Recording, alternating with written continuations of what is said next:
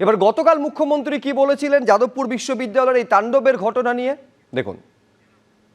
যাদবপুরে জানেন বন্দে মাতরম বলতে দেওয়া হয় না, যাদবপুরে জানেন জাতীয় পতাকা ওঠে না, যাদবপুরে জানেন শিক্ষা দপ্তরকে ঢুকতে দেওয়া হয় না, যাদবপুরে জানেন সিসিটিভি লাগাতে দেওয়া হয় না, যাদবপুরে এক শ্রেণীর টুকরে টুকরে গ্যাং, এক শ্রেণীর জিহাদি যারা রাষ্ট্রবিরোধী, যারা 26শে জানুয়ারি 15ই আগস্ট পালন করে না, এই সরকার ডক্টর শ্যামাপ্রসাদ মুখার্জির স্বপ্ন নিয়ে এসেছে, তার স্বপ্নকে পূরণ করার জন্য এসেছে।